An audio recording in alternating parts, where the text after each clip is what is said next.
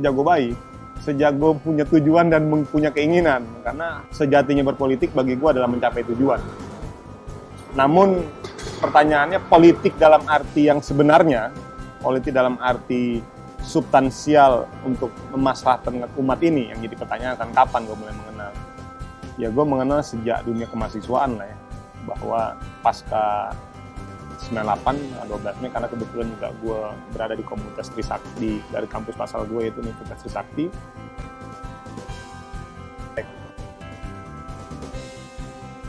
Namun yang terpenting dari itu semua bagi gue adalah gue ingin menjadi anjing galak.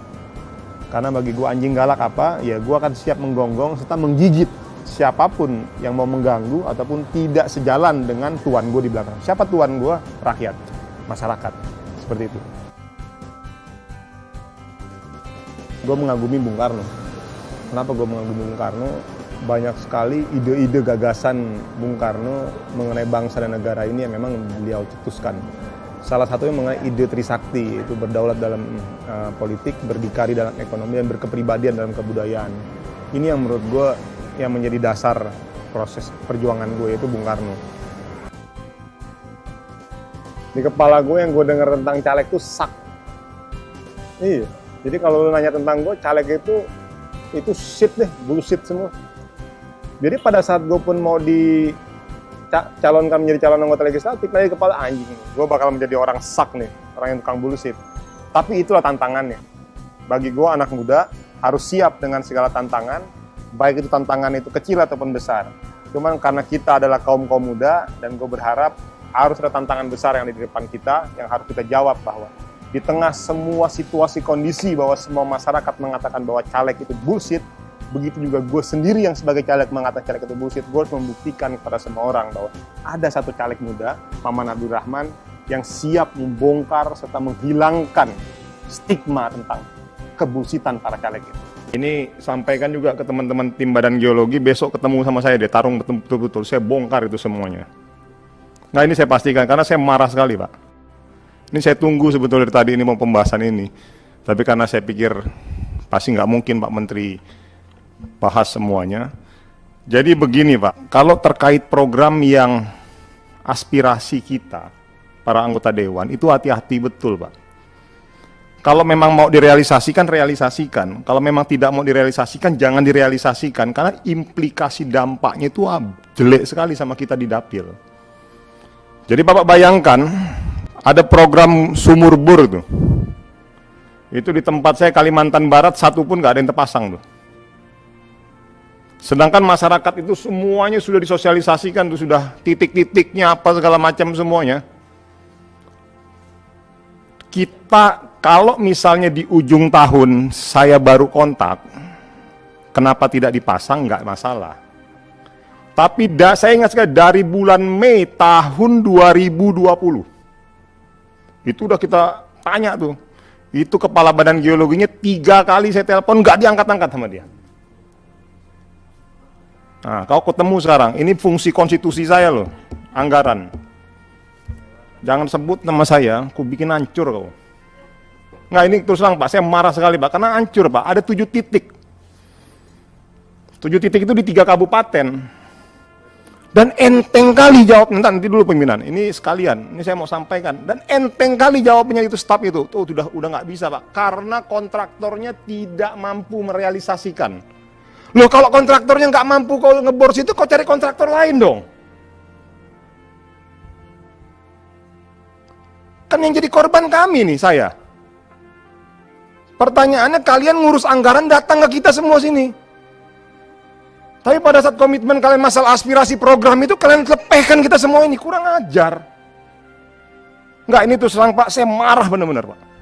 Jadi jangan salahkan saya kalau saya besok saya persulit itu Badan Geologi itu. Sebagai hukuman bagi mereka tidak menghargai. Karena yang rusak namanya bukan mereka, bukan bapak-bapak, yang rusak nama-nama kita. Udah itu, wah udah turun tuh. Tiba-tiba dibilang, oh jawabnya gampang aja, tuh tinggal via WA. Mohon maaf, kontraktornya tidak mampu melaksanakan pekerjaannya. Itu dari bulan Mei. Berarti kan masih ada waktu sebetulnya kalau mau melakukan retender ataupun apapun itulah. Lalu pertanyaan saya, solusinya apa Pak? Telepon, nggak diangkat-angkat sampai detik hari ini. Ini jadi catatan Pak buat semuanya Pak. Ini silakan aja nanti besok tanya. Ini saya nggak ngada-ngada lah. Saya ini orang hitam-hitam putih-putih Pak. Saya nggak pernah ngarang-ngarang saya. Karena integritas kita dilihat di sini. Dan sampai detik hari ini saya belum pernah melakukan sikap seperti ini. Tapi ini udah keterlaluan. Ini integritas anak buah Bapak itu nggak betul. Sama sekali tidak menghargai kita. Maksud saya minimal angkat. Enggak diangkat, saya telepon Pak Sekjen kok. Sampai marah-marah sekali saya. Enggak diangkat juga, maksud saya kasih penjelasan yang jelas. Apa solusi Anda? Nanti kalau saya pretelin benar-benar, pasti saya pretelin besok. Ini anggarannya berapa kurang Badan Geologi ini? Hampir 400 miliar, memang enggak bisa 400 miliar ini. Kita tempurin nanti semua sini. Ayo, voting kita. Nggak ada gunanya kok 400 miliar kalau kayak begitu. Ini kan dari 767. Ini jadi 400 miliar, silakan aja nanti fraksi mau belain siapa, kita tempur habis-habisan. Saya bikin satu minggu pembahasan ini. Hanya khusus untuk saya pretel ini Badan Geologi. Ini nggak datang lagi nih, kepala Badan Geologinya. Saya juga nggak tahu mukanya yang mana, bentuknya kayak gimana. Tapi artinya Pak, ini saya sampai kemarin saya tahan Pak, memang saya tunggu momentum ini. Supaya apa? Ada dua Pak. Terkait masalah kasus saya, ini ada dua hal. Pertama adalah bentuk penghormatan. Merespon, responsif dong, karena ini program ini terkait rakyat, nama baik kita di dapil. Yang kedua adalah akuntabilitas mekanisme tender. Iya dong, ini akuntabilitasnya. Nah lalu pertanyaan saya, lalu sumur-bor yang tidak terrealisasi itu bagaimana laporannya nanti tuh? Sedangkan di sini saya bilang nih sisa yang dibalikkan ini cuma 4 miliar, nggak tahu yang mana tuh. Berarti kan kita nggak tahu nih, banknya nggak ada kerja aja Pak. Jadi mungkin Bapak nggak dapat info-info. Ini kenyataannya Pak. Besok nanti pasti saya tanya. Silakan aja direkam di sini. Nggak ada yang saya sembunyikan kok di sini. Artinya poinnya Pak itu dua hal itu aja. Jadi sampaikan ke anak buah Bapak itu ketemu sama saya nanti deh Pak. Dan ini melekat di badan saya Pak, fungsi anggaran. Jadi saya mau ngapa-ngapain ini suka-suka saya. Orang mau bilang saya apa terserah ya. Kau juga memperlakukan aku kayak begitu kok. Suka-sukanya kalian. Suka-sukanya dia aja ditelepon, gila. Bayangkan kita minta apa solusinya? Kayak ini kan rakyat ngamuk-ngamuk di bawah. Disangkanya kita enggak apa, wah penipu lah Pak Maman nih, beginilah, segala macam. Nah udahlah, saya tahan, sabar. Oke, saya tunggu nanti. Jadi ini Pak, mumpung tadi Pak Mulda ini, jadi saya benar-benar udah nggak sabaran saya ngomong. Nah kita ketemu besok dengan saya pasti saya tongkrongin itu. Makasih Pak Min. Pak Menteri, itu bukan hanya suara Pak Maman sebenarnya. Kalau di belakang ini suara hampir seluruh anggota Komisi 7. Sekali lagi saya ingatkan Pak Menteri kepada jajarannya, cukuplah di Pertamina ada PHE. Menteri SDM nggak perlu ada PHP, kan gitu. Saya harap itu Pak Menteri. Jadi terkait apa yang dikeluhkan teman-teman anggota Komisi 7, kita menjalankan fungsi. Saya mulai dari lifting migas kita, yang sejalan dengan apa yang diharapkan oleh SHK Migas dengan tagline 1 juta barrel. Prinsipnya begini Pak, sebelum kita membahas terkait asumsi makro ini, saya ingin mensounding mengenai ada kesepemahaman dulu dan keseriusan di antara kita untuk betul-betul menggenjot dan menaikkan lifting migas kita. Karena kalau saya lihat juga ke anggaran yang diusulkan, walaupun nanti kita akan bahas ya, bukan berarti saya mau lompat mas ini, tapi anggaran diusulkan di Dirjen Migas juga cukup signifikan gitu, hampir 1 T lebih kan gitu. Nah pertanyaan saya, ada tidak korelasinya dengan upaya kita bersama-sama untuk mewujudkan visi SHK Migas menaikkan sampai 1 juta barrel. Karena kalau kita melihat tren hari ini yang nggak ada upaya, ini saya ingat sekali, ini saya ngocehin ini dari periode yang lalu Pak. Waktu itu menterinya masih Pak Jonan, kita konsinyering itu sampai di hotel mana tuh waktu itu, panjang kali kita rapat itu sampai jam 2, jam 1:30 itu kita diskusi. Saya udah ngomong ini dari 3 tahun yang lalu tuh. Dan ternyata apa yang saya bicarakan waktu itu terbukti gitu loh, bahwa sampai sekarang turun. Nah ini kan kalau kita melihat asumsi yang diangkat ini, lifting migas kita di 686 sampai 726. Tidak menutup kemungkinan ke depan ini di angka 650. gitu. Tidak menutup kemungkinan lagi turun di 600 gitu. Waktu itu kita masih bicaranya di angka 780-an sampai 800 gitu. 3 tahun yang lalu tuh kalau nggak salah. 750 something. Nah, artinya maksud saya jangan juga hari ini kita berdebat terjebak pada rutinitas yang udahlah ini nggak usah dibahas juga pasti kita ketok Pak, pasti, gitu loh maksud saya. Pasti pada akhirnya akan ada kesepakatan di antara kita bahwa untuk menyepakati asumsi makro ini. Tapi yang menjadi pikiran saya ini, jangan sampai kita jadi seperti keledai yang jatuh di lubang yang sama terus-terusan dan seperti berada di dalam lingkaran setan. Yang paling mengerikan lagi Pak, kita seperti berlari berputar nggak ada ujungnya dalam sebuah velodrome. Jadi kayak naik sepeda tuh Pak, putar terus sampai 10 kali, 20 kali, 30 kali, sampai pada satu titik kita nggak tahu siapa yang dikejar, siapa yang mengejar. Gitu loh.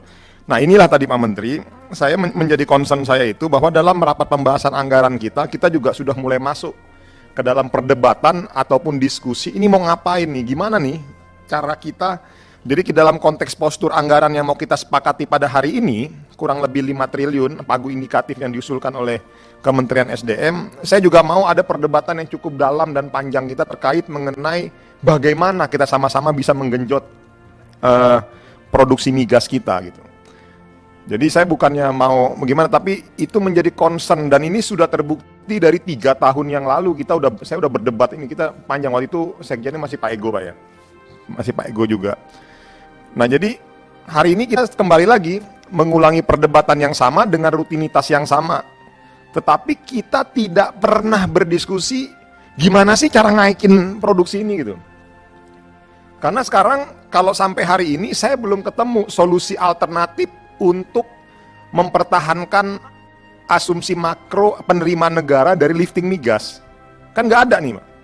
Berarti kan sekarang yuk kita sama-sama berpikir, kalau dulu asumsi lifting migasnya adalah 800.000 barrel misalnya per hari, sekarang sudah 600 ribuan, berarti kan turun nih Pak, asumsi pendapatan negara kita. Berarti secara tidak langsung kita harus mikir, nih gimana cara mencari tutupannya gitu loh. Nah sedangkan permintaan, mohon maaf, ini saya bukan berarti nyinggung teman Gerindra, dari Komisi 1 aja itu usulan kebutuhan alutsista kita aja naik. Ya, artinya itu silakanlah teman-teman. Komisi 2 juga pasti begitu. Komisi 3, kepolisian juga begitu. Komisi 4 begitu juga Pak. Nah backbone-nya kan dari kita nih, Komisi 7 gitu loh. Nah sedangkan hari ini kita tidak mencari solusi, gimana cara menutup itu loh gitu loh. Ini yang saya sampai sekarang terus terang menjadi challenging dan tantangan bagi saya. Jadi harapan saya dalam pembahasan ini kita kita nggak ada no hard feeling aja, kita berdebat, kita diskusi, mencari solusi yang lebih dalam gitu loh. Terkait mengenai bagaimana mencari tutupan, apa sih istilahnya, ya mencari ya pendapatan lain gitu loh, selain dari lifting migas ini. Karena cepat atau lambat ini akan ketemu di angka 500.000 barrel. Kalau sudah ketemu angka 500.000 barrel, kebetulan saya di Banggar Pak. Saya akan teriak-teriak nanti di Banggar itu, udah nggak usah lagi yang Komisi 1, Komisi 2, Komisi 3, Komisi 4, 5, 6, 7 itu 8 itu minta-minta naik anggaran, nggak usah, karena lawang kita ya 500 menuju 500.000 barrel gitu. Gitu loh Pak, maksudnya ini yang mungkin perlu saya tekankan lagi, dan saya pikir nggak ada salahnya kok kita hari ini kita buat consigning, kita diskusi lah. Karena nah ini juga ada Pak Tutuko, Pak Dirjen yang baru, saya berharap ini bisa menjadi concern kita bersama Pak. Jadi jangan sampai kita menjadi seperti berada di dalam lingkaran setan, terus berputar begitu saja. Itu penekanan saya, karena toh juga hari ini kita belum masuk pada kesimpulan dan kita masih brainstorming. Jadi saya pikir ini layak dan penting saya angkat. Lalu yang kedua, kita mau naikin produksi menuju 1 juta barrel. Lalu cost recovery kita bagaimana kan gitu? Karena sepemahaman saya kalau lo mau dapat hasil yang gede ya lo juga harus spend yang gede. Nah itu kan juga harus menjadi ini kita gitu. Seperti apa angkanya saya pikir nanti monggo kita elaborasi. Nah yang poin ketiga Pak mengenai volume BBM dan LPG bersubsidi.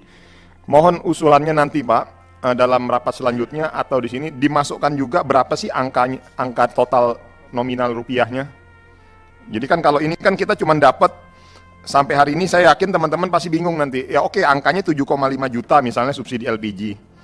Cuman kalau kita konversi dengan rupiah tuh menjadi berapa sih? Gitu. Karena saya yakin teman-teman di Komisi 7 cuman tahu angka 7,5 juta metrik tonnya aja. Tapi kalau dikonversi ke rupiahnya banyak yang belum tahu. Itu ini jadi saya minta betul-betul nanti ditambahkan Pak, kurang lebih ada satu kolom baru ya, kurang lebih kita bisa tahu lah estimasi angkanya supaya ini. Nah, lalu terkait subsidi listrik, saya mohon pada rapat hari ini kita agak bedah lumayan dalam terkait mengenai subsidi listrik ini. Ini seperti apa angkanya, bagaimana realisasinya, seperti ini di mana, ini binatang ini apa? Karena kan kalau saya lihat di sini, ini ini ada tanda panah naik, tanda panah turun, itu apa ya? Sorry, nah ini subsidi listrik. Nah ini kan ada tanda panah hijau turun, tanda panah hijau naik. Tadi saya pikir lampu merah, traffic light gitu. Jadi, nah itu juga saya pikir perlu kita perdalam nanti subsidi listrik. Nah, tanggapan Anda di bawah video ini. Oke, saya kira cukup sampai di sini dan sampai jumpa